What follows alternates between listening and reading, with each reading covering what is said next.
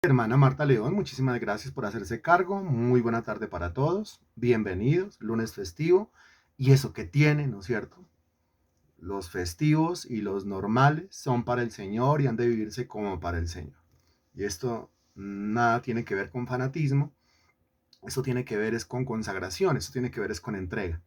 Antes un día de estos, un festivo de estos, en donde la mayoría de personas, no todos, me imagino que alguno tuvo un día bastante trajinado, trabajo, familia, bueno, un montón de cosas, vueltas, diligencias, qué sé yo, pero la mayoría de personas tienen un día, un lunes festivo relajado, un lunes festivo más quieto, y esperarían un espacio en el cual puedan encontrarse con su Dios, con su Señor, a través de una buena predicación. Y lo de buena predicación no es por mí, esa parte no me corresponde a mí, lo de buena predicación es por causa del Espíritu de nuestro Dios, por causa del Espíritu del Señor, que está presente. Bienvenidos, bienvenidos a esta su clase que corresponde al curso Cómo tener éxito en proyectos materiales. Y hoy nos encontramos con el siguiente tema, cortando los problemas de raíz, así se llama. O sea que si sacó este tiempo de este lunes festivo, pues créame que no va a perder esta hora de tiempo. Cortando los problemas de raíz. Y para eso usted y yo tenemos que ubicarnos en el capítulo 13 del libro de Nehemías. Ubíquese allá, por favor. Me avisa cuando ya. Nehemías capítulo 13. ¿Ya?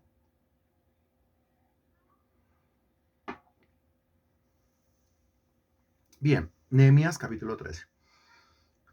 Todo el capítulo 13. Todo el capítulo 13. Ahora, ojo esto que estoy diciendo. Si alguno llega ahorita tarde, se perdió lo que yo voy a decir a continuación. Pero es que al llegar al capítulo 13, por favor, pase la hoja y se va a dar cuenta que después del capítulo 13, lo que comienza es el libro de Esther. ¿Eso qué quiere decir? Que ese es el último capítulo. Y al ser el último capítulo, es hasta el estudio del versículo 31, la última lección del libro de Nehemías. Repito, hasta el versículo 31 es la última lección del libro de Nehemías. Entonces, bienvenido usted a la última. Si alcanzamos hoy, si toca dividirlo en dos partes, pero ya estamos en la última. ¿Se acuerda que le había dicho que esto ya había tomado la recta final? Bueno, pues el tema de Nehemías está por terminarse. El jugo que le sacamos fue bastante. El que atendió, atendió. El que se edificó, se edificó. El que lo disfrutó también. El que creció, creció. El que no se lo perdió, pues no se lo perdió. Y el otro estará por ahí todavía preguntándose, ¿cómo hago yo para tener éxito en proyectos materiales? Iniciemos, mejor dicho. ¿Por dónde iniciamos? Iniciemos la lectura por el versículo 6. ¿Por dónde? Por el versículo 6. ¿Por qué por el versículo 6? Porque el versículo 6 a todos nos mete en contexto. Entonces, versículo 6. Haga la lectura conmigo, por favor, y dice, mas a todo esto, yo no estaba en Jerusalén, porque en el año 32 de Artajerjes, rey de Babilonia, fui al rey. Y al cabo de algunos días pedí permiso al rey, primera frase del versículo 7, para volver a Jerusalén. Volvemos a leer todo el versículo 6 y la primera frase del versículo 7 que repito nos mete en contexto. Mas a todo esto yo no estaba en Jerusalén, porque en el año 32 de Artajerjes, rey de Babilonia, fui al rey. Y al cabo de algunos días pedí permiso al rey para volver a Jerusalén. ¿Qué nos enseña este versículo? Pues nos enseña que Nehemías tuvo que viajar desde donde estaba, desde Jerusalén, ¿hasta dónde? Hasta Susa. Se nos dice en el versículo 6 que era el año 32 de Artajerjes. Ahora, si usted revisa conmigo Nehemías capítulo 1, versículo 1, usted se va a dar cuenta que dice, palabras de Nehemías, hijo de Acalías, aconteció en el mes de Quisleu, en el año 20 de Artajerjes, y aquí estamos, en el capítulo 13, versículo 6, en el año 32 de Artajerjes. ¿Cuántos años han pasado? Es muy fácil la cuenta, pero a mí siempre me gusta que usted haga la cuenta, así que respóndame, por favor. Gracias, ya nos conocemos, ya nos conocemos. Haga la cuenta, por favor, recuerde participar porque esto es un discipulado, a usted de nada le sirve quedarse callado y apenas conectar su dispositivo electrónico. De nada le sirve. Su dispositivo electrónico ni aprende, ni se convierte, ni se edifica, ni se disipula, ni va a predicar el evangelio por todo el mundo. Es a usted el que le corresponde. 12 años, 12 años. Quiere decir que, mire, toda esta tarea, desde la planeación en el capítulo 1, cuando Nehemías era un copero, ¿se acuerda? Después cuando pasa a la fase 2, en donde Nehemías es un constructor, después la siguiente fase, en donde Nehemías es el gobernador, pero todos los líos con Tobías, con Gesem, con Zambalat, y también el lío espiritual ese, que tocó traer a Esdras, ¿se acuerda? Y tocó organizar, y bueno, ya la inauguración del muro como tal, porque ya se habían solucionado la mayoría de problemas, pues todo eso se lleva a cabo en un periodo de 12 años, más o menos. Y estamos hablando de un periodo de 12 años. ¿De qué tiene que llenarse uno? Responda, por favor. Así no nos guste, así nos saque la piedra, así nos parezca algo irritable que nos hablen de eso. Pero ¿de qué tiene que llenarse uno? Claro, porque estamos hablando de 12 años, ¿no? O sea, esto usted lo lee en cuánto usted lee 13 capítulos. Usted lee 13 capítulos en apenas unos minutos, pero todo lo que ahí se va desarrollando, todo lo que ahí va pasando, todo lo que ahí va ocurriendo, y no me refiero solamente a la construcción del muro, porque la construcción del muro fue lo más rápido que él hizo. La colocación de las puertas fue lo más rápido, lo más ágil que él hizo. Pero la solución de los problemas anexos, meter a todo el mundo en cintura, ejercer autoridad y que todo el mundo funcionara como una sociedad civilizada, eso le ha tomado al menos unos 12 años de su vida. Él se da cuenta que el proyecto no era solamente construir un muro, el proyecto no era solamente colocar unos ladrillos, el proyecto no era solamente colocar unas puertas, unas bisagras y unas chapas. El proyecto iba más allá. Él no lo había podido analizar de esa manera. Era un excelente planificador. De eso uno se da cuenta en el capítulo 1, pero no había podido analizar a profundidad hasta que no estuvo en Jerusalén colocando los ladrillos, colocando las puertas, las chapas y las bisagras. Eso es. Han pasado 12 años. Y dice el versículo 6, más a todo esto, yo no estaba en Jerusalén. Porque en el año 32 de Artajerjes, rey de Babilonia, fui al rey. ¿Para qué ir al rey? Pues yo creo que es muy obvio. ¿Para qué ir al rey? Es muy obvio. Es muy obvio porque es que Nehemías siendo copero es empleado de Artajerjes. Nehemías siendo constructor es empleado de Artajerjes. Nehemías siendo gobernador es empleado de Artajerjes. Allá en Jerusalén Nehemías es muy importante, pero sigue siendo un empleado de Artajerjes. Y al seguir siendo empleado de Artajerjes, ¿qué tiene que hacer? Es obvio, sumamente obvio. Sumamente obvio. Fue al rey. No se dice que fue para una isla griega, no. No se dice que se fue para Cancún, no. No se dice que se fue para Hawái, no. Lo cual quiere decir que él no estaba de vacaciones. Él estaba, ¿qué? ¿Él estaba qué? ¿Él estaba haciendo qué?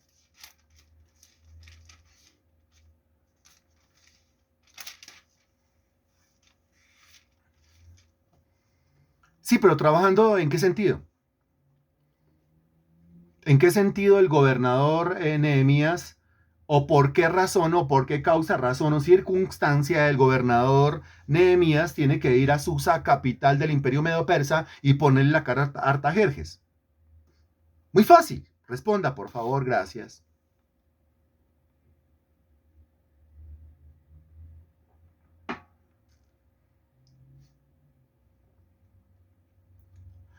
Excelente, hermanita Marta León. Pues para qué si sigue siendo empleado. ¿No? A ver si ahí nos dijera que es que está. No, él se fue por allá, no sé para dónde, para una playa paradisíaca por allá. No sé, ¿qué le digo yo? Por allá, para España.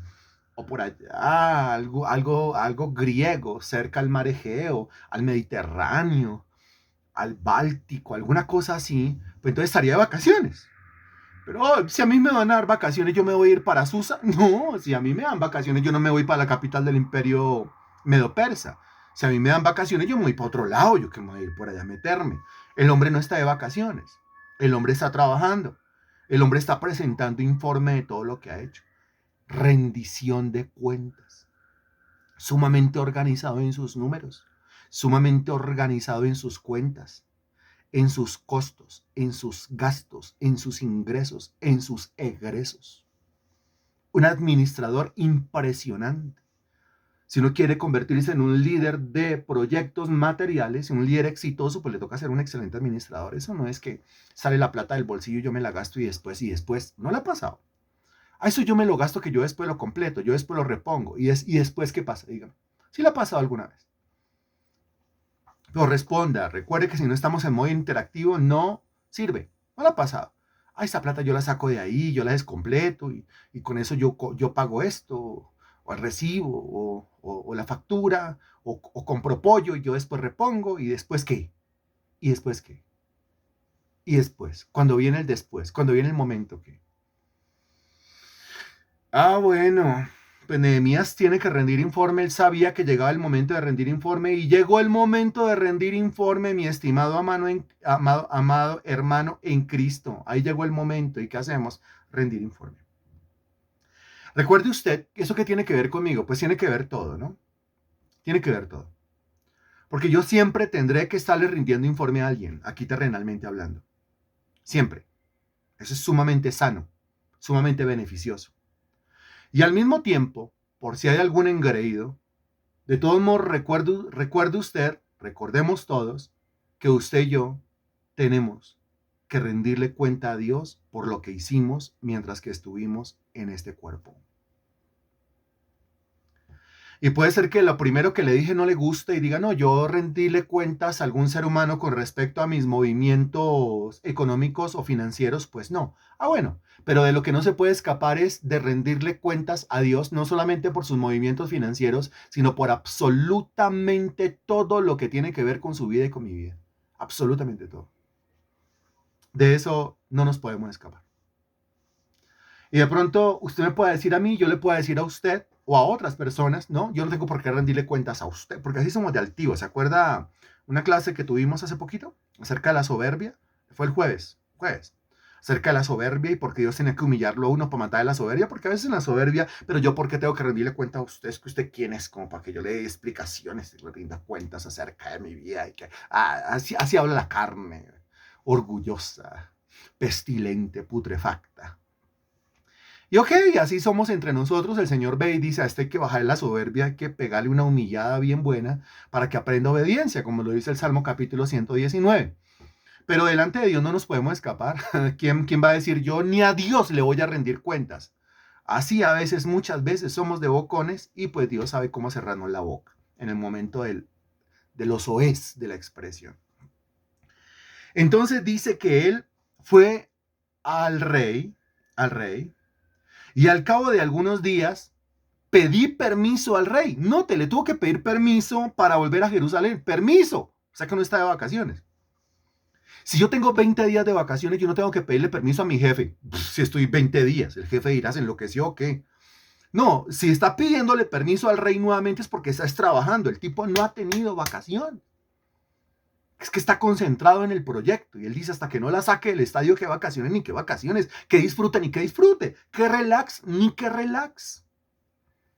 Entonces él pide permiso para volver a Jerusalén. Y ese es el contexto. Ahora, cuando él regresa de Jerusalén, ay Dios santísimo, él se va a encontrar mínimo con 4 grandes problemas. Porque, pues dice claramente el dicho secular, el dicho callejero, que cuando el gato no está, los ratones hacen fiesta. Y este gato, Nehemías, que era bien astuto, bien ágil, bien diestro, bien inteligente, pues a ese no se le escapaba ninguna cuando estaba presente. Pero si no está presente, si está rindiendo un informe, muy seguramente dejaría a otros a cargo, pero los otros no eran tan diestros como él. Los otros no eran tan abejas, tan inteligentes como si lo era Nehemías. Nehemías se va, pide permiso al rey y vuelve. ¿Pero por qué pide permiso? Porque a esto hay que adelantarlo, el viaje a Jerusalén hay que adelantarlo, porque se enteraría, alguien le diría, le contaría. Nehemías, yo creo que debería volver rápido. ¿Qué ha pasado? De todo. Venga, me voy. Y vuelve. Primero, versículos, ahora sí vamos a leer los versículos del 1 al 5, vamos a entrar en contexto. Aquel día se leyó en el libro de Moisés, oyéndole el pueblo, y fue hallado escrito en el que los amonitas y moabitas no debían entrar jamás en la congregación de Dios, por cuanto no salieron a recibir a los hijos de Israel con pan y agua, sino que dieron dinero a Balaam para que los maldijera. Mas nuestro Dios volvió la maldición en bendición. Cuando oyeron pues la ley, separaron de Israel a todos los mezclados con extranjeros. Y antes de esto el sacerdote Eliasib, siendo jefe de la cámara de la casa de nuestro Dios, había emparentado con Tobías. Y se le había hecho una gran cámara en la cual guardaban ante las ofrendas el incienso, los utensilios, el diezmo del grano, del vino y del aceite, que estaba mandado dar a los levitas, a los cantores y a los porteros y a la ofrenda de los sacerdotes. Ahí usted va entendiendo algunas cosas. Pero esto hay que leerlo hasta el versículo 9. Como ya leímos el versículo 6, saltamos al 7. Para volver a Jerusalén. Y entonces supe del mal que había hecho Eliasib por consideración a Tobías, haciendo para él una cámara en los atrios de la casa de Dios. Y me dolió en gran manera, y arrojé todos los muebles de la casa de Tobías fuera de la cámara, y dije que limpiasen las cámaras, e hice volver allí los utensilios de la casa de Dios, las ofrendas y el incienso. No sé si lo notó. En una simple comprensión de lectura nos damos cuenta de la canallada que hizo Eliasib, mientras que Nehemías no se encontraba. Porque está hablando aquí de Tobías. ¿Se acuerda de Tobías? Tobías era el combo ese sinvergüenza de Gesem y Sanbalat. Los enemigos de Dios, los enemigos de Nehemías, los enemigos del proyecto, los enemigos del propósito. Los que Nehemías dijo, esos tienen que estar de puertas para afuera. Nosotros no podemos tener comunión con esa gente. Pero recuerde usted que la estrategia de estos tipos endemoniados era tan astuta que ellos habían terminado emparentándose, porque habían casado a los hijos de los unos con las hijas de los otros, emparentándose con los israelitas para así, pues de malas, tener entrada a Jerusalén a las buenas o a las malas. ¿Cómo me va a negar si yo soy pariente? Pero lo que hizo Eliasib es más allá de una simple visita de Tobías, porque dice el texto, versículo 4, y antes de esto, el sacerdote Eliasib, siendo jefe de la cámara de la casa de nuestro Dios, había emparentado con Tobías. Note el emparentado, o sea, parientes se habían hecho, ¿sí? Y está hablando del jefe de la cámara de nuestro Dios. O sea, está hablando del que administraba los atrios del templo. Recuerde que el templo está dividido en 3 partes, atrios, lugar santo y lugar santísimo. Está hablando de los atrios. Los atrios eran el patio donde se ofrecía el cordero.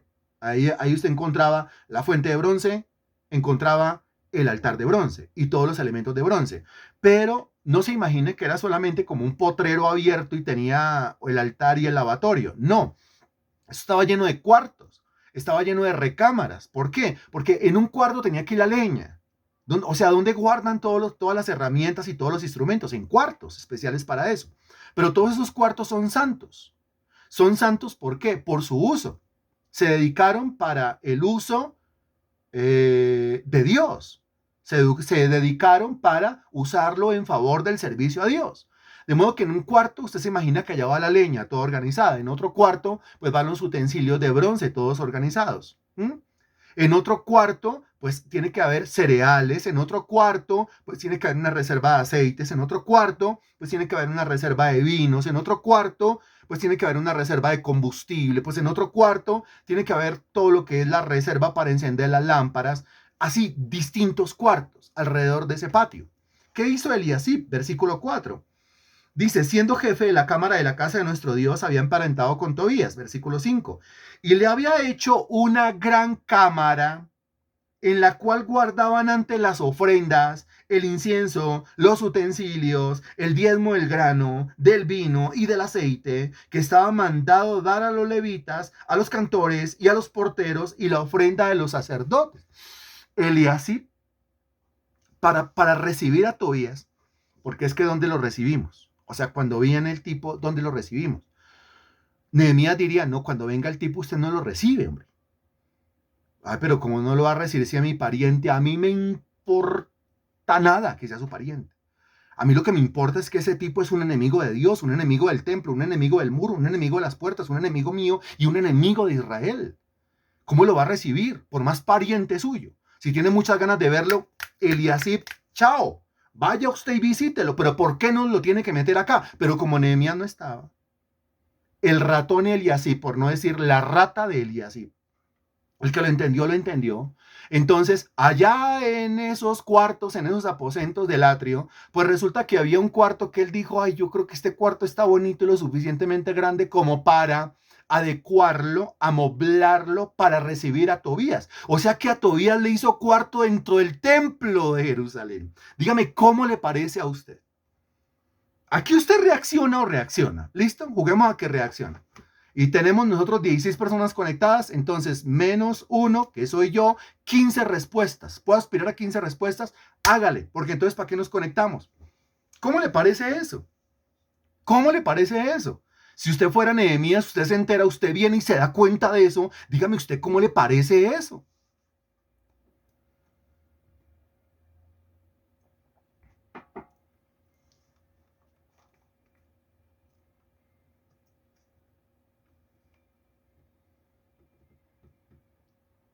Comienzo yo a leer.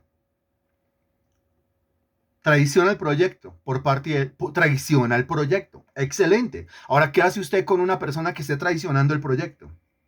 Cambió el uso de las cámaras de la casa de Dios para agradar a Tobías. Muy bien, Natalia. Traición, abusivo. Mucho traicionero. Muy abusivo. Terrible porque es muy descarado. Excelente, Estefanía. Muy infame y traicionero. Muy atrevido.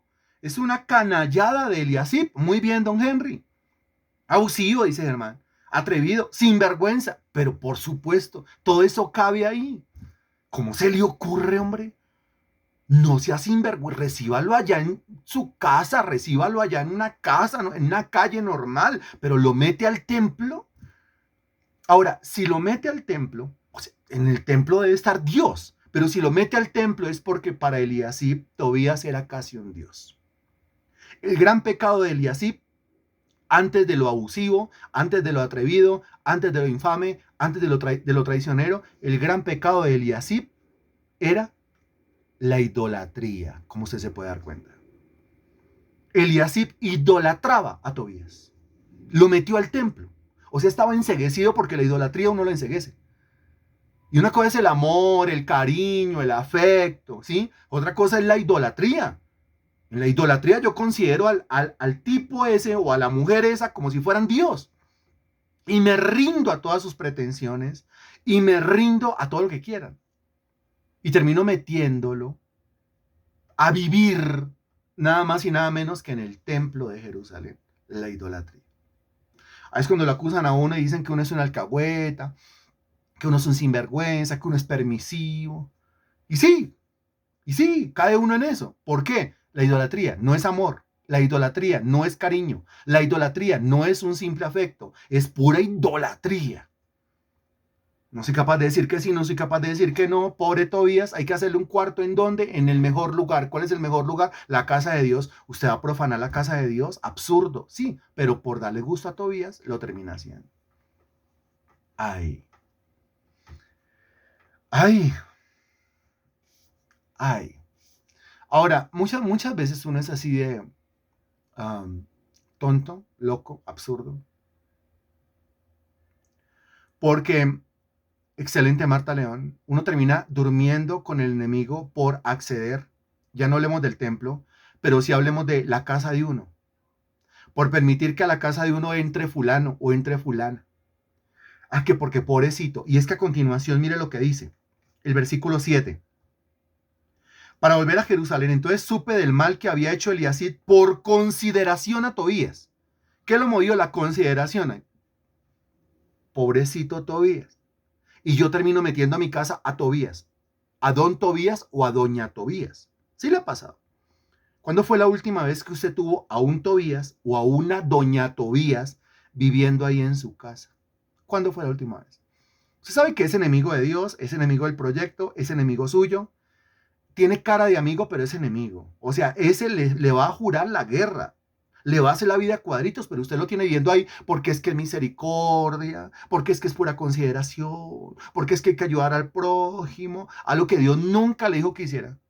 Porque con Tobías usted no puede tener ninguna clase de consideración.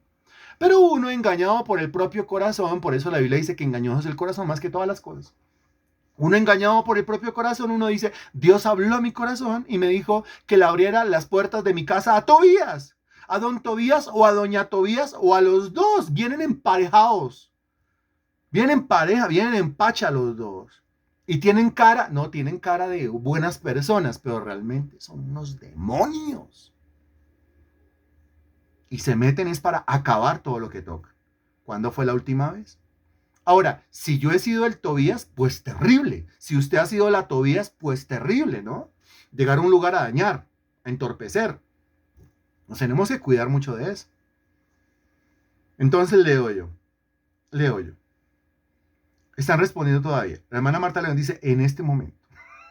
La hermanita Marta León considera que en este momento en su casa tiene a un Tobías. Que lo tiene en su casa, versículo 7, por consideración. Ok.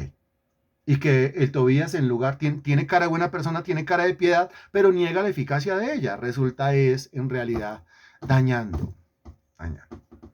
Lo está diciendo la hermanita Marta León, ¿no? Yo no me estoy inventando nada. Ok, y siguen escribiendo.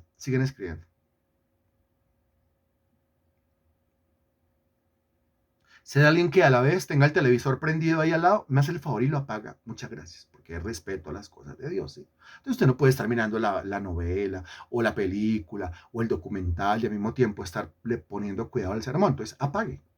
Ah, es que no quiero apagar el televisor. Entonces apague la clase. No puede estar en la clase. No sea Tobías, porque esa es la conducta de Tobías. ¿Sí? Tobías dice, no, es que mi Dios, entonces lo llevan a vivir al templo, pero realmente es un mundano. Ojo. Eso, y el versículo 7 termina diciendo, por consideración a Tobías, haciendo para él una cámara en los atrios de la casa de Dios. Uy, qué cosa tan terrible, es que es terrible. Versículo 8, y me dolía en gran manera, o sea, ya había llegado Nehemías, gloria a Dios que llegó Nehemías. Se necesita un Nehemías, se necesita alguien que tenga el carácter de Nehemías, se necesita alguien que tenga la templanza de Nehemías. Y como dice el título de la lección de hoy, corte los problemas de raíz. Note lo que el Señor le está diciendo hoy. Corte los problemas de raíz. Entonces llega Nehemías, dice, me dolió en gran manera, pero no solamente le dolió, yo tengo una cosa que me duele aquí desde hace 15 años. Le está doliendo desde hace 15 años, pero no ha hecho nada. Nehemías apenas le dolió, ahí mismo hizo. Nehemías no se queda solamente en que me duele en el alma lo que está pasando. Y Nehemías ora, pero no lo convierte solamente en un asunto de oración. No toca es comenzar a orar, no toca es orar y cortar. Toca es que a uno le duele y cortar. Toca es que Dios le hable a uno y si Dios le habla a uno, pues cortar ya. Y para eso, ¿qué hay que hacer? Sacarle corazón al asunto. Porque es que Eliasib le metió corazón. El versículo que acabamos de leer, el 7, dice por consideración a Tobías. ¿Eso qué quiere decir? Que Eliasib le metió corazón a Tobías. Mira Tobías. Tobías ya no era joven, Tobías ya era viejo. Estamos hablando de una persona vieja, de edad avanzada. Llegaría Tobías con cara de gato. Cuando el gato pide atún, cuando el gato pide pepas. Cambia la cara completamente. Son animalitos tan bonitos, tan hermosos, pero tan manipuladores. Cambian su rostro, sus facciones, sus ojos, sus orejas para atrás. Así, imagínense a Tobías. Y aparte, pues, ya el pelo blanco o sin pelo.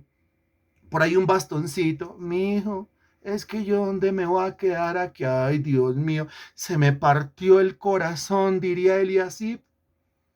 ¿Yo dónde lo voy a dejar este venerable anciano, más bien? Venerable demonio que hay dentro de ese anciano.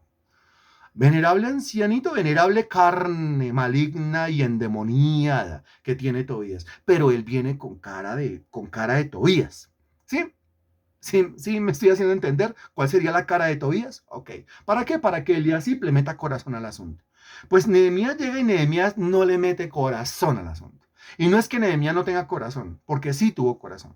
A Nehemías le armaron una huelga Nehemías no mandó a matar a nadie. Nehemías no mandó a nadie a que masacrara a esos que estaban haciendo la huelga. No, ¿por qué? Porque de fondo la huelga era justa. ¿Se acuerda? La gente estaba aguantando hambre. La gente no estaba recibiendo un salario. La gente estaba débil. La gente estaba raquítica. ¿Cómo quiere que sigan construyendo un muro? Él dice, estamos actuando injustamente. Los hemos grabado con un montón de impuestos. Están endeudados. Sus propias familias están desintegrando. No, solucionemos primero esto. La sociedad israelita se volvió canalla, injusta. Lo solucionó. Así que Nehemías sí le mete corazón, pero cuando tiene que meterle corazón, eso es discernimiento, eso es inteligencia. Aquí no le puede meter corazón. Entonces dice, me dolió en gran manera. A ver qué tanto le dolió. Porque cuando a uno le duele, Dios permite que a uno le duela así para que uno haga algo. Es que si a usted le está doliendo, pero no está haciendo algo, su dolor es una mentira. Si a mí me está doliendo y yo digo, me duele en el alma, me duele hasta lo profundo, pero no estoy haciendo nada, no estoy cortando de raíz con los problemas, mi dolor es una mentira. Mi dolor es un engaño. No es cierto. A Nehemías le dolió en gran manera y arrojé todos los muebles de la casa de Tobías fuera de la cámara. De la casa de Tobías. Tobías no vivía en Jerusalén. Tobías vivía en otro pueblo. O sea que eso fue con camión y todo.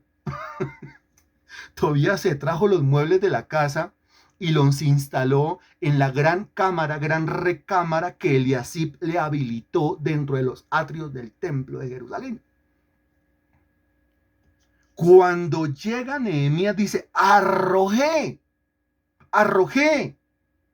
O sea, no le dijo a Tobías, me hace un favor, le doy 8 días para que se vaya, le doy 8 días para que trastiene. No, él arrojó. ¿Qué entiende ahí usted?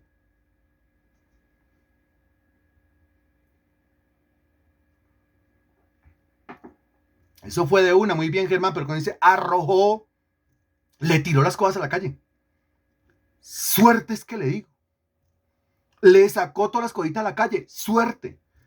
No le dio 8 días. Con Tobías, 8 días se convierten en 9 días, 10 días, 15 días, 20 días, un mes, 2 meses, 3 meses. A Tobías no le puede dar tiempo para que la piense. Si a Tobías le da tiempo para que la piense, con lo maligno que es, quién sabe con qué le sale. No, pero hijo se enfermó. Preciso se enfermó y cómo lo va a sacar usted. Oiga, hay que ser humano, oiga, los derechos humanos, oiga, cualquier cosa ocurre. Entonces lo sacó de una vez. Ahora, Dios permite que nosotros lleguemos a esos momentos de gran enojo, de gran dolor, para que nosotros ejecutemos acciones, para que cortemos los problemas y los cortemos de raíz, no por las ramas, por las ramas. Por las ramas es, venga Elías, sí, pero a usted cómo se le ocurrió meter a Tobías ahí, usted nunca debió haberlo hecho, Elías, sí, pero bla, bla, bla, bla, bla, bla, bla, bla, bla. Tobías tiene 15 días para desocuparme por las ramas de raíz. ¿Sí? O sea, así como intentando solucionar los problemas bien tibiongo, bien carnalongo, ¿sí? Bien por las ramas, o pañitos de agua tibia. ¿En qué momento Nehemías fue grosero? ¿En qué momento Nehemías fue soez, fue truán? ¿En qué momento le insultó? ¿En qué momento salió la mamá de Tobías por ahí en la conversación? No, sencillamente llegó y cogió las cosas y a la calle. Chao. Arrojé todos los muebles de la casa de Tobías fuera de la cámara. Y dije que limpiasen las cámaras.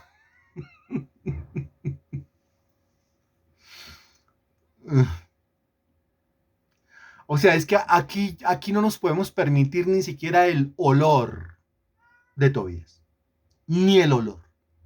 Esto no solamente hay que desocuparlo, sino que hay que desinfectarlo. Note usted. Hay que limpiarlo, todo lo que queda en el ambiente, porque quedan cosas en el ambiente, obvio, sí. Claro que quedan cosas en el ambiente.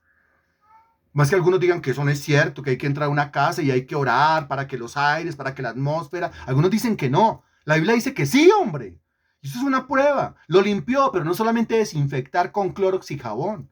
Hay que limpiarlo. ¿Cómo? En oración, en ayuno, en consagración. Hay que ungir. Eso hay que hacerlo. Claro que sí, por supuesto. Es lo que intentamos nosotros hacer los miércoles de gloria. Este miércoles, pasado mañana, tenemos que ir a Suba Aures, la casa, el hogar de Marley. ¿Por qué? Porque ella recibe personas cada 8 días al menos, personas a las cuales ella le predica y personas por las cuales ella ora, ¿no?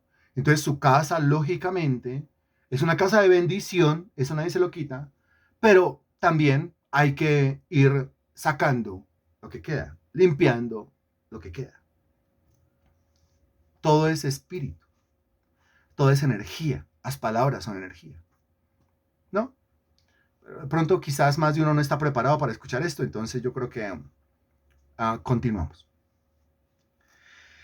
Dice el texto, dije que limpiasen las cámaras e hice volver allí los utensilios de la casa de Dios, las ofrendas y el incienso. Y este entonces fue el primer problema con el cual Nehemías se encontró y la primera solución drástica, radical o de raíz que implementó. Este fue el primero. ¿No? Primero, ¿cómo se llama? Tobías. El Tobías. ¿Qué tan fácil es sacar a Tobías? Ay, me parte el corazón. Pues carácter de Nehemías. O si no, ¿cuándo yo tendré el carácter de un líder exitoso de proyectos? Segundo punto, versículos del 10 al 14. Versículo 10. Encontré a sí mismo. Encontré a sí mismo. Ahora, cuando dice encontré a sí mismo, se está refiriendo a lo siguiente. Él llegó como un sabueso, como Wilson. ¿Conoce la historia? Todavía no ha aparecido, pero tendrá que aparecer en el nombre del Señor Jesucristo. ¿Quién ama a los animales? Yo lo amo. Más de uno se debe estar preguntando quién es Wilson. Me refiero al perrito de rescate, al perrito rescatista, que fue usado para encontrar a los 4 niños accidentados en una avioneta y perdidos en la selva. Se encontraban a los niños y el perrito Wilson, hasta la última noticia que yo leí, hasta hace 2 horas, pues no había aparecido todavía. Por ahí circula una noticia falsa que dice que ya apareció. Ya la desmintieron. No ha aparecido todavía. Pero, ¿a qué voy por esto?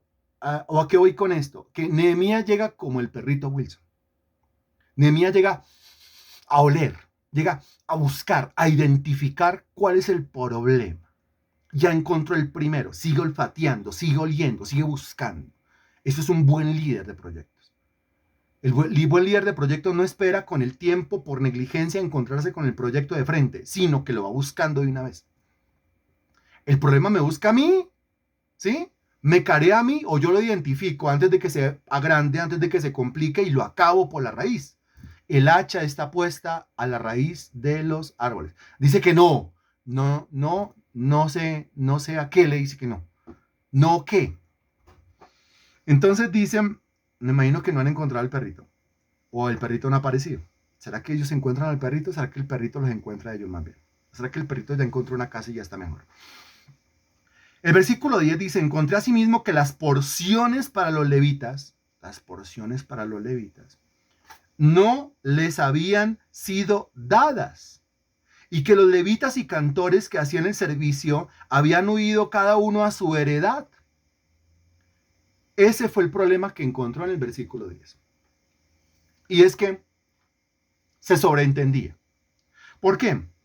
Porque mire, el versículo 5 dijo, le había hecho una gran cámara en la cual guardaban antes las ofrendas, el incienso, los utensilios, el diezmo del grano, del vino y del aceite. Quiere decir, había un cuarto que ya no tenía ofrendas. Había un cuarto que ya no tenía diezmo. Entonces dijo, este es el cuarto que voy a utilizar para dárselo a Tobías. Pero ¿cómo así que no habían diezmos y cómo así que no habían ofrendas? Eso era obligatorio en el templo. Mire lo que dice el versículo 10. Encontré asimismo que las porciones para los levitas no les habían sido dadas. Quiere decir, los israelitas, que ya estaban viviendo una época de gran prosperidad. Qué terrible esto. ¿Se acuerda que lo habíamos discutido? El problema real de los israelitas no era cuando estaban en la inmunda. El problema real de los israelitas era cuando estaban en esos momentos o en esos ámbitos de mucha prosperidad.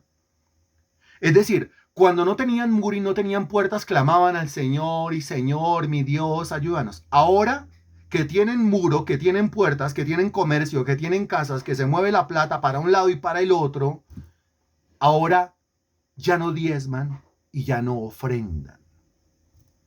Si ya no diezman y ya no ofrendan, ¿quiénes se afectan? Los levitas. Pero es que como dice el escéptico, ¿sí es que acaso Dios baja cada 8 días y se lleva los diezmos y las ofrendas? No, porque Dios exige los diezmos y las ofrendas, pero no para llevárselos Él para el tercer cielo, sino que Él exige el diezmo y la ofrenda para sostener de esa manera a los levitas. ¿Quiénes son los levitas? Los levitas son los que se dedican al servicio de Dios dentro de la casa de Dios o en los atrios o en el lugar santo o en un lugar santísimo. El que predica el evangelio, dice el Nuevo Testamento, que viva del evangelio. Eso el escéptico, el inmaduro, el avaro, el egoísta nunca lo va a entender. Eso el que tiene problemitas aquí en la cabeza nunca lo va a entender. Pero el cristiano maduro, obvio que lo entiende. Dese cuenta el problema grave. Encontré asimismo que las porciones para los levitas no les habían sido dadas y que los levitas y cantores que hacían el servicio, pues que habían hecho, habían huido cada uno a su heredad. O sea, ya no estaban en el templo. Ya usted no encontraba levitas en el templo. Ya usted no encontraba cantores en el templo. Por lo tanto, ya no encontraba servicio en el templo. Por eso fue que Eliasib, al ver el templo casi que ya abandonado, pues dijo, pues una de estos cuartos yo se lo doy a Tobías, porque donde no está el gato, cuando no está el gato, los ratones hacen fiesta. Eso quiere decir que los levitas o los cantores se fueron ¿a dónde? Se fueron a ordeñar vacas, les tocó. Se fueron a sembrar papa, les tocó. Se fueron a hacer oficios varios, les tocó. Se fueron de ayudantes de construcción, les tocó. ¿Por qué? Porque no se pueden dejar morir de hambre. Entonces se fueron a buscar de qué vivir, punto. Punto. Así. Ahora, ¿se afecta al levita? Claro, pero lo que realmente se afecta es que, porque que al levita, que al predicador le toque ir por allá, abrir un hueco para ganarse la vida, pues que lo haga, digamos, lo hacemos, lo hago sin ningún problema. Que yo asco, miedo al trabajo no le tengo. Pero ¿qué es lo que realmente se afecta? Lo que se afecta es la obra del Señor, lo que se afecta es el servicio a Dios, lo que se afecta es la congregación. Y por ende, lo que se afecta es la reputación del Señor. Porque la obra, como usted muy bien lo está diciendo, es la obra de Dios, no es la obra del levita. ¿Qué va a poder decir el levita? Señor, estoy aquí ordeñando vacas. ¿Por qué? Pues porque el pueblo dejó de hacer la parte que le correspondía. Yo estaba haciendo la mía, ellos no hicieron la suya.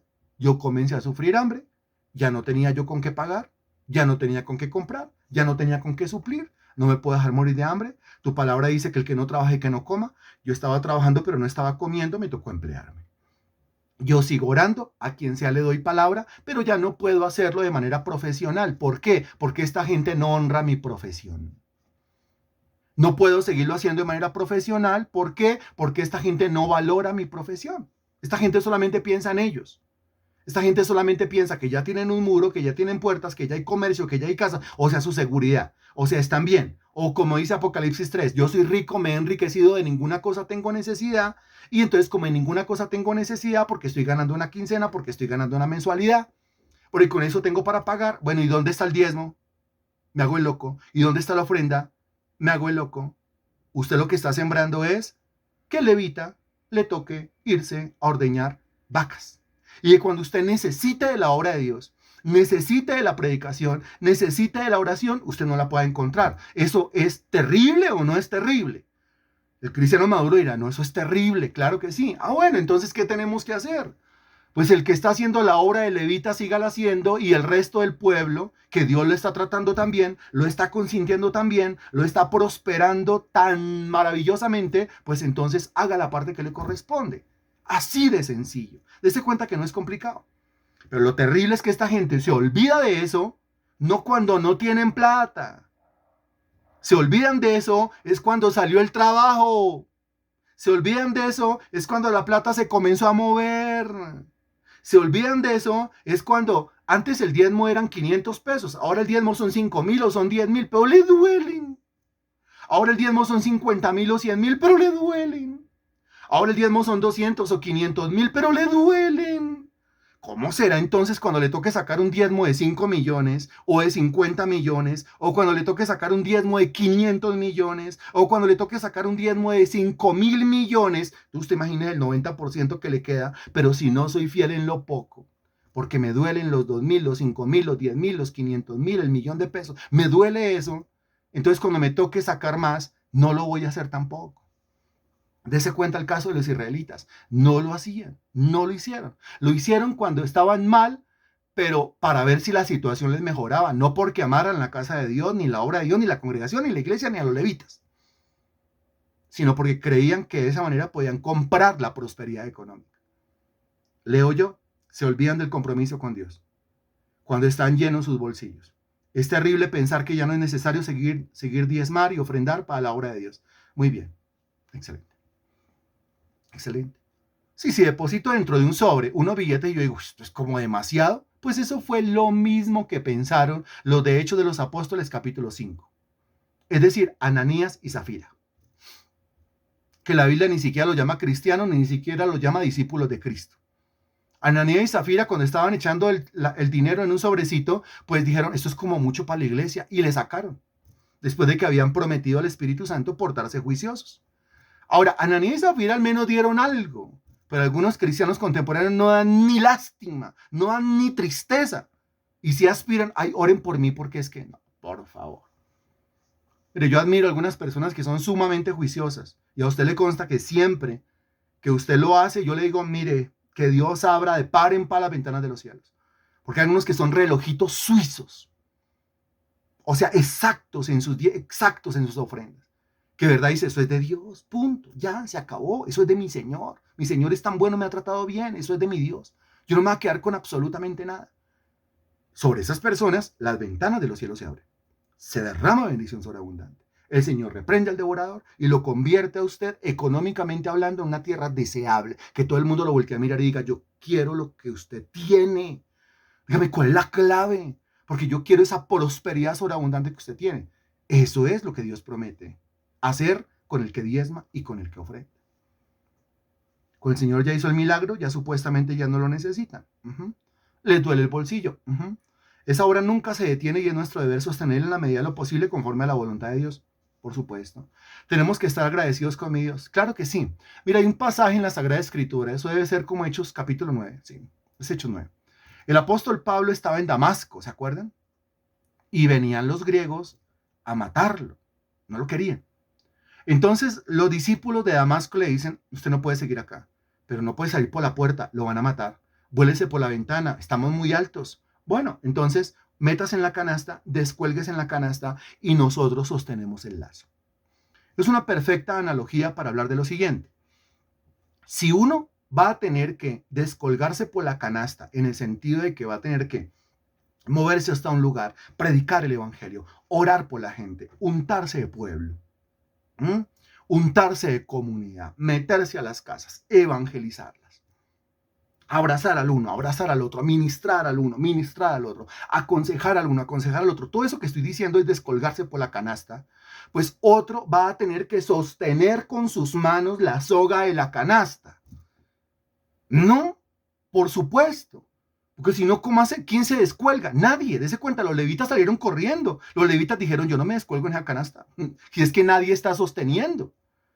Entonces, si uno va a hacer esa tarea, ok, con mucho cariño, con mucho amor lo hacemos. Pero que uno vea, al mirar hacia arriba o al mirar hacia atrás, que uno vea que hay varias manos que están sosteniendo la soga. Que hay varias manos que están apoyando, aportando, que se están arrodillando. ¿Sí? Que le están diciendo a uno, alabío, alabao, alabín, bombao, pero no solamente con palabras, sino también pues con su aporte. Por eso los levitas salieron corriendo y por eso, mire usted, supiera. Y uno se da cuenta en esas reuniones de pastores, de verdad. Sí, yo le doy muchas gracias a mi Dios. Esto es una exhortación para algunos, porque es que hay algunos de ustedes que ni una monedita, pero hay algunos otros de ustedes, mire, por los cuales yo estoy sumamente agradecido con mi Dios. Y de verdad, abro mi boca en bendición sobre su vida. sobre sus hijos, sobre su familia, que la bendición económica, laboral, financiera, lo llene a usted y salpique a todos sus familiares. Porque si no fuera por eso, este siervo no se descuelga. ¿Cómo me descuelgo? Sería un suicidio, sería botarme, ¡pum! Duro contra el piso. A este siervo, yo tengo un trabajo secular. Claro que tengo un trabajo secular. No le tengo miedo y no le tengo asco al trabajo secular. Por supuesto que sí. Pero el tema es que yo realizo una labor espiritual, un servicio en el Evangelio de Jesucristo, un servicio que tiene que ser visto, que tiene que ser reconocido y que tiene de alguna manera que ser honrado. ¿Y cómo es honrado? Con sus manos, cuando usted se mete la mano al bolsillo, a la cartera, a la billetera, al celular, cuando hace la transferencia, cuando hace la consignación, eso es sostener la canasta, mi estimado hermano en Cristo. El que ni una monedita da porque es que el codo lo tiene pero duro, una exhortación. Al otro, al que es generoso, Santísimo Señor, gracias por estas personas y síguelos llenando de tu bendición sobreabundante. ¿Qué hicieron los levitas? Pues chao, cada uno a su heredad. Versículo 11, ¿cómo lo soluciona Nehemías? Nehemías dice, entonces reprendí a los oficiales, mira, reprendí. Ni siquiera fue una exhortación, fue una reprensión, fue una vaciada casi que les da duro en la cara. Eso es el término reprensión. Entonces reprendí a los oficiales y dije, ¿por qué está la casa de Dios abandonada? Si ve que sí está abandonada. Y entonces Abisai aprovechó que la casa de Dios estaba abandonada. O sea que ya no se hacía servicio a Dios. No, imagínense. O sea que ya no tenían reuniones. No, imagínense. Imagínense. Aquí hemos pasado por todas. Por todas. ¿Os ha tocado estar solamente virtual? Bueno, solo presencial un tiempo, o solo virtual otro tiempo, ahora virtual presencial. Y hemos tenido que hacer muchos cambios. Los cambios no le gustan a nadie. Hemos estado predicando allá y predicando acá. Que el domingo allá, que el domingo para acá, que el domingo para arriba, que el domingo para abajo, que el domingo... Y hemos tenido un montón de horarios, pero no hemos dejado de hacer.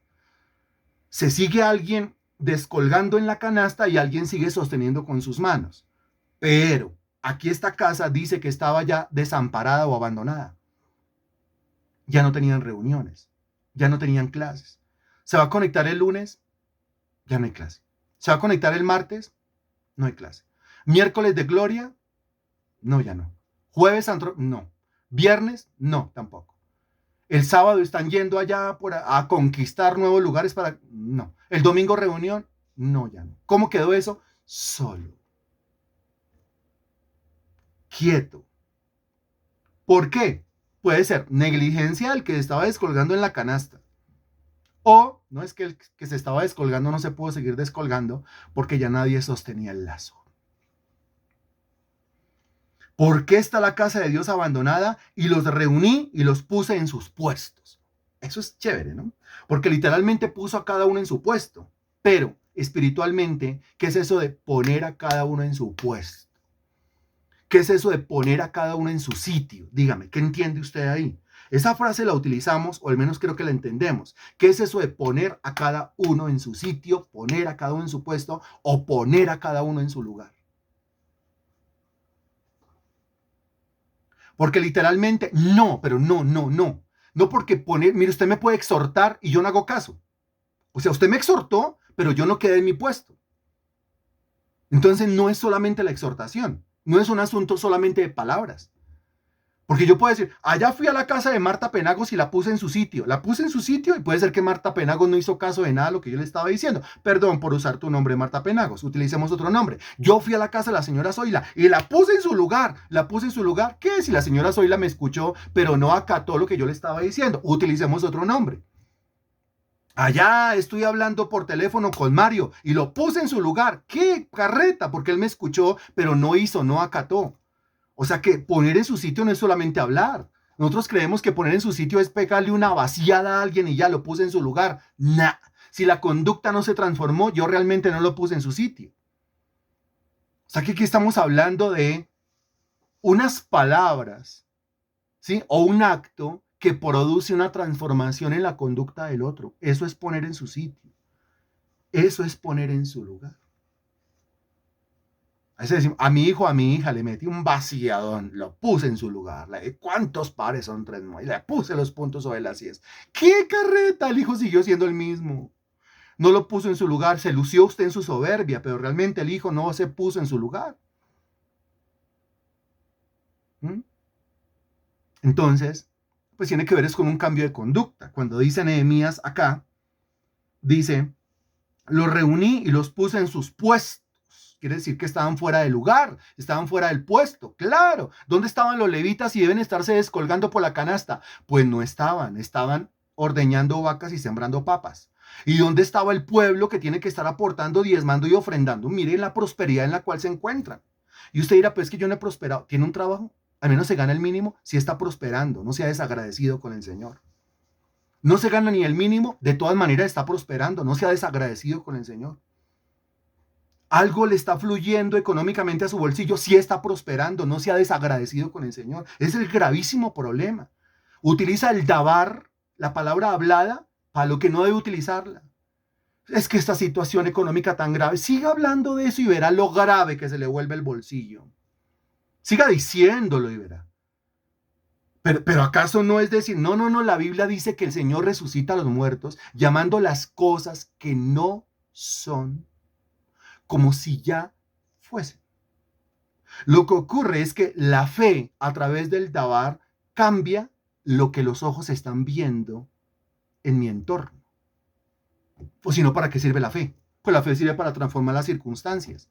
Porque si yo estoy lleno de fe, pero digo, no, es que mire ese gobierno, no, es que mire la situación económica, no, eso nos vamos a morir de hambre, no, lo mejor es irnos de acá, no, lo mejor es devolvernos, no, lo mejor es para arriba, no, lo mejor es para abajo. Hombre, por donde uno vaya, la Sagrada Escritura dice que uno será prosperado. Si logramos poner eso en nuestra boca, y recuerde que el que es fiel en lo poco, en lo mucho es colocado. Pero si esos 20,000 pesos, usted dice, la miseria que yo me gano, la miseria, 20,000 pesos, una miseria. 20,000 pesos, una miseria. Llama miseria 20,000. De pronto Dios, porque es un excelente maestro, realmente lo pueda uno estar pasando por lo que es la miseria para que uno aprenda que 20,000 pesos es prosperidad. Y ahí no se le olvide poner las manos en la cuerda, es decir, apartar el diezmo, apartar la ofrenda y la siembra para alimentar a un montón de gente que tiene hambre. Y usted sabe que no le doy una libra de arroz a nadie, a menos que me escuche la palabra de Dios. No le doy una libra de arroz a nadie, a menos que se involucre en la labor evangelística que estamos haciendo. Porque para eso es la libra de arroz, ¿no? Para eso es. Para eso es. Así que puede usted estar tranquilo. Bien, los puse en sus puestos. Versículo 12. Y todo Judá trajo el diezmo del grano. O sea que si no está el gobernador, note, o sea que si no está el gobernador, o sea que si no está Nehemías presente, o sea que si no está quien habla con autoridad, la gente se hace la completa usted, por favor. Si no está Nehemías, si no está el gato, si no está el de autoridad, si no está el que tiene los pantalones puestos, el que tiene la correa bien amarrada, entonces la gente se hace la de la oreja mocha, la de los oídos sordos, otra vez la de la oreja mocha. Sí, eso del diezmo y la ofrenda y la siembra, eso es para todo el mundo menos para mí, eso no es para mí, porque pobrecito yo, que es que yo gano una miseria, apenas me gano 50,000 pesos. Siga hablando así, verá, y siga creyendo que eso no es para usted y verá. Y usted dirá, ay, Dios mío, ¿por qué me conecté a esta clase? Me están dando duro. Pues, ¿qué hacemos? De verdad. Ahí sí, como dice el dicho, al que le caiga el guante, pues que se lo chante. Si es para usted, pues póngaselo y cambie su forma de proceder, porque por eso es que no salimos adelante. Por eso es que no salimos adelante. Es que mire, el levita no solamente tiene que entregar el diezmo, como yo lo hago. Como yo lo hago. Usted me pregunta a mí, ¿usted diezma? Claro. La Biblia dice que yo tengo que dar el diezmo del diezmo. Algo que, por supuesto. Y tengo que sacar el diezmo del diezmo y de la ofrenda. Pero por supuesto que yo lo hago. Pero el levita no solamente diezma. El levita entrega la totalidad de su vida al servicio. Dígame, ¿quién está dando más entonces? Como el apóstol Pablo mismo le dice a los romanos. Y le vuelve a repetir a los corintios, si yo he sembrado en ustedes las cosas espirituales, ¿cómo no va a poder cosechar de ustedes las cosas materiales? ¿Qué es más fácil, dar un diezmo, dar una ofrenda y una libra de arroz? ¿O dar el diezmo, la ofrenda y la libra de arroz y la totalidad de la vida para el servicio al Señor, metiéndose donde el Señor lo llame? Bueno. Bueno. Entonces, si hacemos cuentas, sí, la gente se hace la qué. A ver, los desentendidos, la oreja de pescado, ¿Cómo son los oídos del pescado? Luego, tonta y desagradecida, los sordos, los desentendidos, los morrongos. Ok, muy bien. Sí. Y todo Judá trajo el diezmo del grano, del vino y del aceite a los almacenes. Pero tocó estando Nehemías. Entonces, ¿qué pasó con los que Nehemías dejó encargados? Unos peleles ahí, de verdad. No fueron capaces, dejaron acabar con el servicio a Dios, dejaron acabar con el templo, dejaron meter a Tobías, líderes de pacotilla. ¿Son capaces de decir las cosas en la cara? Nehemías sí es capaz de hacerlo. Y cualquiera dirá, a Nehemías le falta amor, porque así es el cristiano de este tiempo, tan medio tonto, ¿no? A Nehemías le falta amor. Ay, ¿cómo fue a sacar a Tobías del templo? El cristiano de ahora criticaría a Nehemías, le diría que le falta amor. Criticaría a Nehemías, diría, ay, que mire, todo el mundo lo puso a diezmar y a ofrendar, le falta amor. Que a Nehemías le falta amor porque otra vez mandó traer a los levitas y que vengan y sirvan, a él le falta amor. No, eso no es falto de amor. Eso es un gran amor, principalmente a quién. Ahí usted lo nota, deje de decir que a Nehemías le falta amor, tiene un gran amor que se manifiesta, pero es un amor ¿hacia quién? Hacia Dios, la casa de Dios, ¿cómo así? Y cuando se trata de las cosas de Dios, el celo de tu casa me consume. Así que qué amor ni qué amor. Aquí hay que levantar a todo el mundo. Hay que levantar a todo el mundo porque están dañando el nombre de Dios. Están pisoteando la honra del Señor. Es un gran amor hacia Dios. Si le parece que es falto de amor para con el prójimo, pues sí, entonces sí. Pero no le falta amor para con Dios, que es lo más importante realmente. Y cómo tenerle amor al prójimo cuando el prójimo se comporta de esta manera tan canalla, tan sucia y tan ruin como le estaban haciendo. Dejaron meter a Tobías, está viviendo en la casa de Dios, que sinvergüenzas. Porque en la casa de Dios ya no estaban haciendo cultos a Jehová, que sinvergüenzas. Lo metieron en el cuarto donde antes se guardaban los diezmos y las ofrendas, que sinvergüenzas. Porque ya nadie daba el diezmo y la ofrenda, que sinvergüenzas. Entonces los levitas tuvieron que irse a ordeñar vacas, que sinvergüenzas todos. Antes no cayó fuego y azufre y los mató a todos, de verdad. Después de que Dios les manda a reconstruir el muro y las puertas. ¿Y cómo se comportan? Sin vergüenzas. No hay otra palabra que decirles. Entonces todo Judá trajo el diezmo del grano, del vino y del aceite a los almacenes. Y se volvió a llenar ese cuarto que había sido durante un tiempo la suite presidencial de Tobías. Ahora es el cuarto del Señor, donde se guarda el diezmo, la ofrenda, los cereales, el vino, el aceite y todo lo que tiene que ver con el servicio a Dios. El versículo 13 dice, y puse por mayordomos de ellos al sacerdote Selemías y al escriba Sadoc. Quiere decir que ¿qué pasó con el puesto de Eliasib? ¿Qué pasó con Eliasib? Puede seguir en su puesto. ¿Qué dice usted? ¿Usted dejaría a Eliasib en su puesto? Dejémosle en su puesto. Lo ha hecho bien. No, qué bien. Chao. Usted encuentra un empleado suyo que se está comportando de esa manera, ¿usted qué hace? Chao, para afuera. No puede seguir, para afuera. Para la calle. Muy bien. Sí, excelente. Puse por mayordomos de ellos al sacerdote Selemías y al escriba Sadoc, y de los levitas a Pedaías y al servicio de ellos a Anán, hijo de Zacur, hijo de Matanías, porque eran tenidos por fieles. Note, porque eran tenidos por fieles, la reputación, lo que la gente decía. En lugar de Eliasib deberían estar estos tipos sí son fieles. Entonces a ellos, punto, porque eso se gana es por reputación. ¿Qué tenés? Pero esto no es por rosca, dese cuenta. Esto es por pura reputación. Cría fama y échate a dormir, dice el dicho, y es completamente cierto. A ver, yo tengo fama de medias tintas, de tibio, de carnal, de morrongo, de negligente, de vicioso. ¿Sí? Yo tengo fama de alcohólico, de fumador, de adúltero, de fornicario. Pues si esa es la fama, hombre. Y no lo dice uno solo, porque que lo diga mi enemigo, pues cualquiera dirá, no es que es el enemigo. Pues lo dice todo el mundo, yo qué voy a ser el mayordomo de la casa del Señor. Y si me llegan a poner de mayordomo de la casa del Señor, pues la están embarrando. Yo soy el primero que tengo que decir, no me va a poner ahí. Porque mi fama, mala fama, va a acabar con la fama del Señor.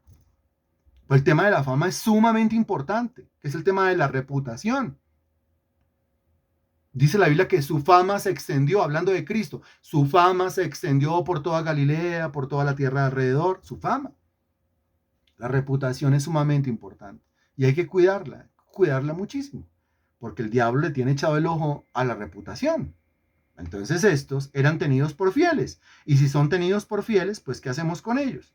Pues los ponemos en los puestos, y ellos tenían que repartir a sus hermanos. ¿A quién pondría usted como administrador o administradores de ese almacén donde se guardan los diezmos, las ofrendas y las siembras? A una persona fiel. A una persona que, mire, yo le pueda confiar diezmo, ofrenda, siembra, y me esté presentando un reporte. Mire qué es lo que estamos haciendo nosotros en los grupos de WhatsApp. Es lo que estamos haciendo nosotros realmente en los estados de WhatsApp, en Facebook. Y lo estamos haciendo por donde vamos, un reporte. Yo sé que hay más de uno de ustedes que dice, no, usted no necesita a mí reportarme absolutamente nada. Yo todo se lo dejo a Dios. Gracias por eso. Pero es mi labor como administrador de un recurso que Dios pone en mi mano, a través de su mano a mi mano, pues decir, estamos haciendo esto, vamos a hacer esto, mire esto, y si es con foticos mejor, y si es con videos mejor. Eso no solamente da tranquilidad, sino que al mismo tiempo motiva más.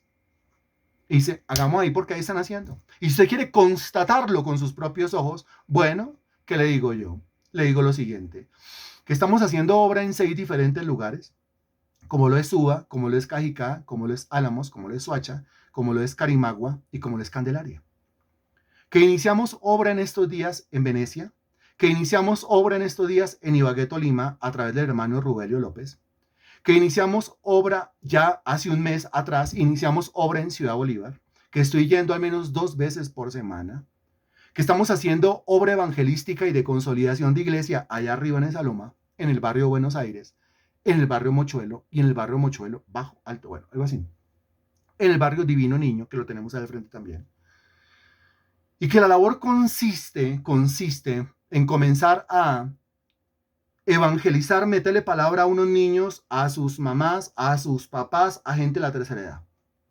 Que ya lo estamos haciendo con los niños, llevamos más de un mes haciéndolo. Que para eso hay que adecuar todo un lugar. Son niños que realmente hacen 2 o 3 días que no comen. Perfectamente puede venir un niño que dice hace 2 días que yo no he provocado.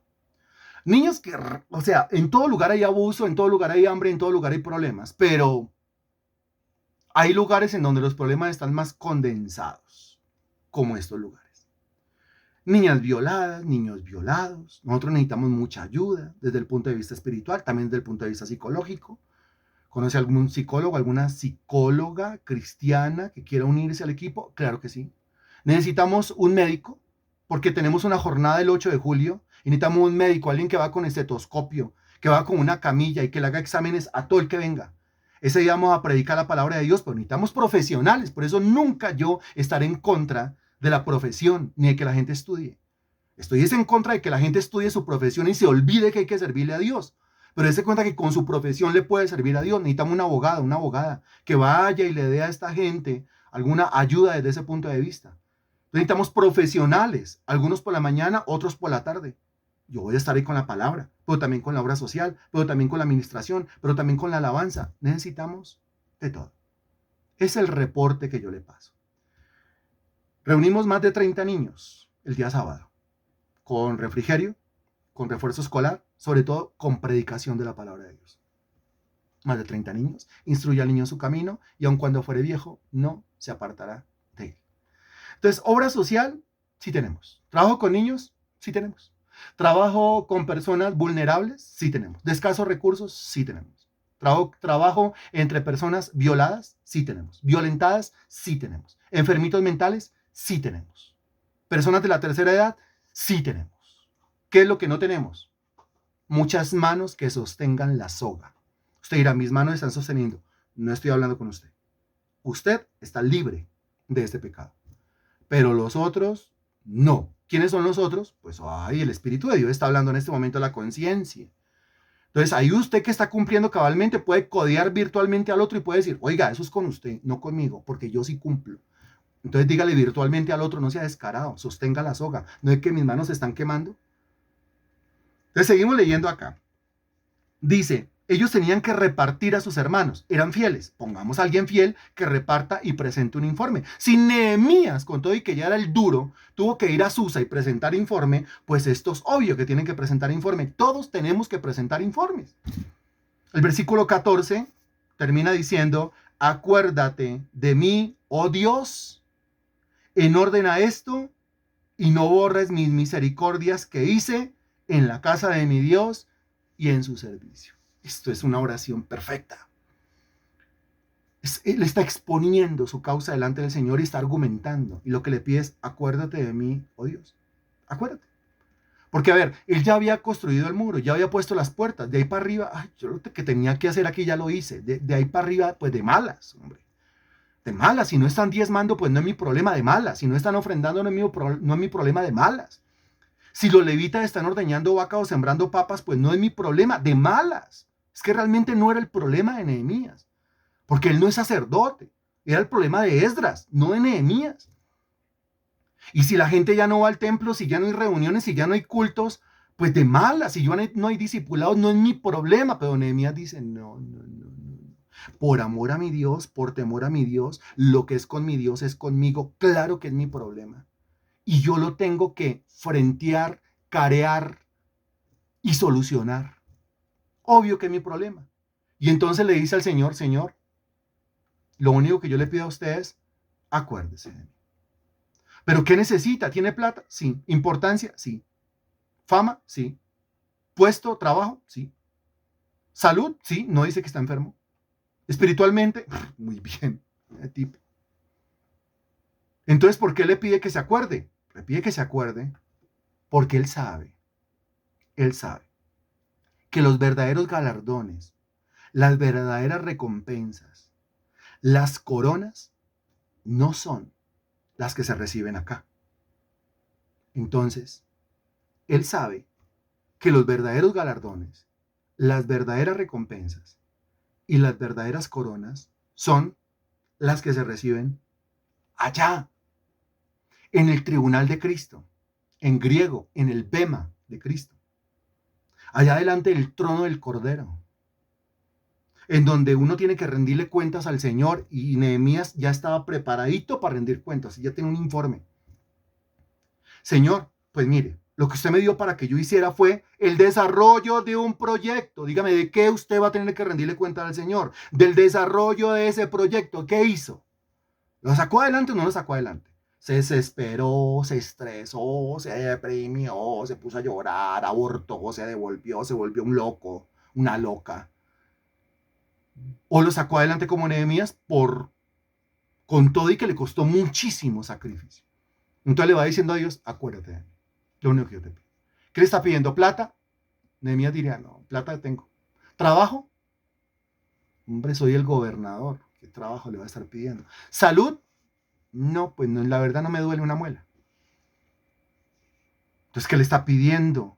¿Ministerio? No, porque es que aunque soy gobernador, ya tengo un ministerio. Me ha tocado encargarme también de lo espiritual sin ser sacerdote. Entonces, ¿qué le está pidiendo? Nehemías diría, nada terrenal. ¿Le está pidiendo que Dios lo libre de los enemigos? No, porque el Señor me ha sabido librar de Gesem, de Tobías y de Sanbalat. No le estoy pidiendo nada terrenal, porque terrenalmente lo tengo todo. Soy agradecido. Gracias, mi Señor. Entonces, ¿qué le está pidiendo? Le estoy pidiendo sobre la recompensa no de acá, sino de allá. La recompensa no terrenal, sino celestial. Le estoy pidiendo con base en las promesas, con base en las coronas, con base no en lo que va a pasar aquí en este tiempo, sino aquí, pero en otro tiempo, en el milenio, donde la Escritura dice que el que le haya servido acá recibirá X número de coronas, y esas coronas van a representar X cantidad de autoridad en el milenio. Para eso se va preparando Nehemías. ¿Qué tan buen líder de proyecto es Nehemías? Que no piensa solamente en lo de aquí, sino que piensa fundamentalmente en lo de allá. ¿Qué tan bueno es? Dígame. Acuérdate de mí, oh Dios, en orden a esto, y no borren mis misericordias que hice en la casa de mi Dios y en su servicio. Lo que está diciendo es todo lo que yo hago en favor a mi Dios, allá me lo escriben, allá me lo cuentan, allá me lo chulean. Se convierte en un beneficio. De modo que impresionante, mire. Esto la gente no lo había entendido y el levita tampoco lo había entendido. Pero si la gente lo hubiera entendido, diría, mire, yo no voy a dejar de diezmar, no voy a dejar de ofrendar, no voy a dejar de sembrar. Y si yo puedo ir no solamente a sostener el lazo, sino también de vez en cuando yo me deslizo en la canasta y voy presencialmente y hago algo, pues mejor. Porque como todo eso, el que me lo anota es Jesucristo. Realmente yo no le estoy prestando servicio a Freddy, realmente no le estoy prestando servicio a Plenitud, yo realmente le estoy prestando servicios a Jesucristo porque soy siervo de Jesucristo. Y si usted necesita un lugar para servir, este es el lugar perfecto. Porque aquí no es como en la mayoría de iglesias, se lo digo porque tengo contacto con muchas, en donde los miembros se quejan de que no los ponen a hacer nada. No, aquí los miembros se quejan porque los ponen a hacer, porque se les dice hay que hacer. Algunos se hacen los locos, otros levantan la mano y dicen yo no me puedo hacer el loco con Jesucristo, porque eso es bendición para mi vida. Entonces, si me da la oportunidad de hacer algo, yo lo hago. Yo me organizo y yo lo hago. No me puedo deslizar en esa canasta todos los días, mañana, tarde y noche, como usted lo hace, ok. Pero sí me puedo deslizar en esa canasta de vez en cuando, ok. Y puedo sostener el lazo siempre, ok.